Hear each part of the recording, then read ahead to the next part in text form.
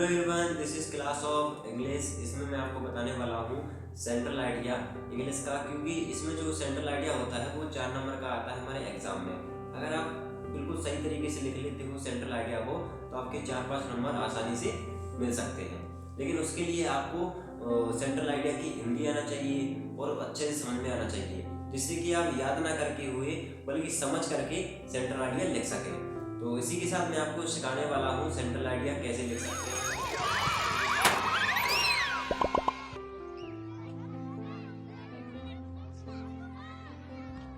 मैं आपको बताने वाला हूँ सेंट्रल आइडिया। सेंट्रल आइडिया का नाम है आ रोड साइड स्टैंड, मतलब कि सड़क के किनारे का एक stand.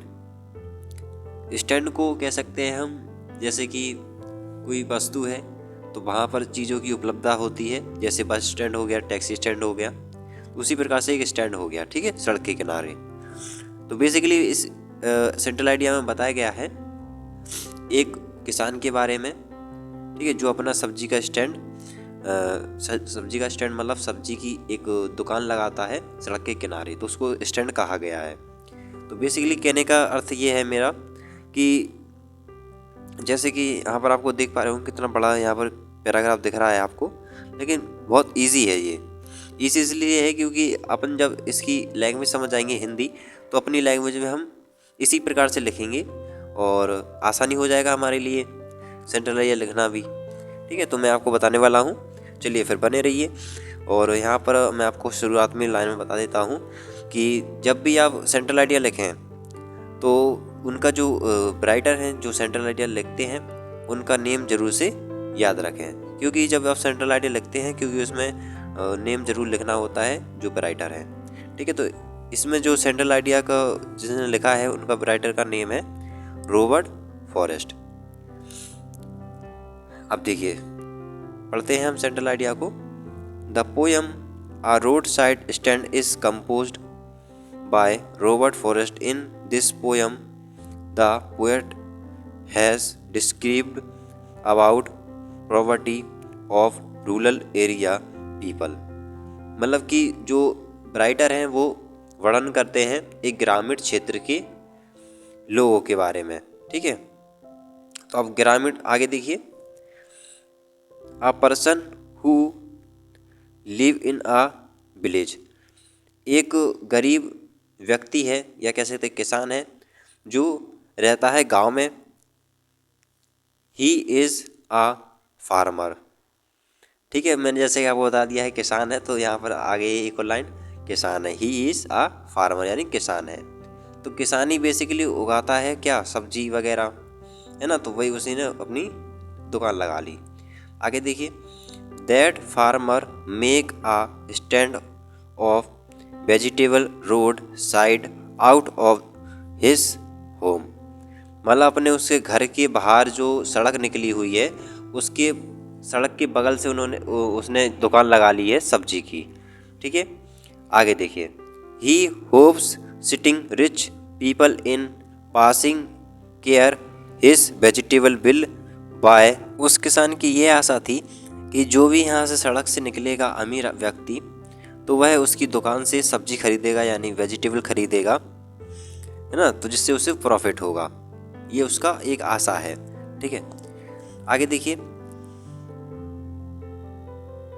But they do not any take care on that shop, मतलब उसकी दुकान से किसी ने ये उसकी दुकान पर ध्यान ही नहीं दिया एक प्रकार से और ना ही खरीदा, ठीक है। यहाँ पर लिखा है take care on that shop, तो मतलब यहाँ पर कहने का अर्थ है कि उसकी दुकान पर ध्यान नहीं दिया, जैसा उसने सोचा था वैसा उस पर प्रभाव नहीं हुआ, नहीं मतलब जैसा क्रिया उसने सोची थी वैसी नहीं हुई। आगे देखिए। इन this poem the poet expresses his feeling to saying he can not bear the feeling of यहाँ पर लिखा है disappointed farmer। तो लेखक जो हैं राइटर हैं उन्होंने अपना वर्णन किया यानी व्यक्त किया है, अपने भाव को प्रकट किया है उसके किसान के ऊपर कि उन्होंने किया है कि जो किसान है वह एक निराश हो गया है और दुख, मतलब अब निराश तो हो ही जाएगा क्योंकि जैसे उसने सोचा था उस प्रकार से नहीं हुआ है, निराश हो गया है। ही से दैट सेल्फिश यहाँ पर क्या लिखा है ये, पॉलिटिशियंस, तो यहाँ पर लिखा है पॉलिटिशियन मतलब कि नेता वगैरह जो हैं स्वार्थी हैं, व्यक्ति जो स्वार्थी हैं। और आगे देखिए, have made fool these poor people will false promise.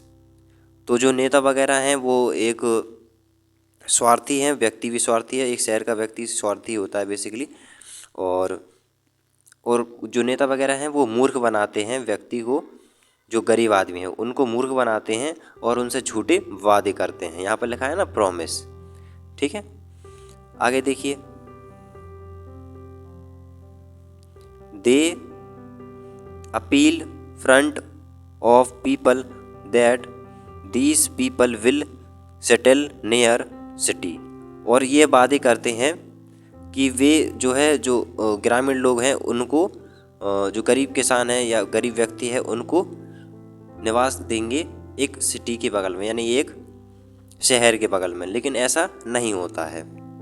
So that everything will be, और इसके बाद आगे है इन देयर कमांड, जो ज़रूरत की चीज़ें हैं वो पहुंच सके, ठीक है। ज़्यादातर व्यक्ति यही सोचता है अगर हम सिटी के बगल में हो जाएंगे तो हमारे पास ज़्यादा ज़रूरत की चीज़ें हम आसानी से ले सकते हैं। But it is not so, लेकिन ऐसा नहीं होता है। ही फील्स हिज मिस्टेक, और अपनी गलती को महसूस करते हैं। That his thought is pain and he say them beast of pray. जो लेखक है उनको अपने विचार को बताता है और उनको एक जानवर की भांति कहता है, मतलब एक शिकारी के रूप में बताता है, ठीक है।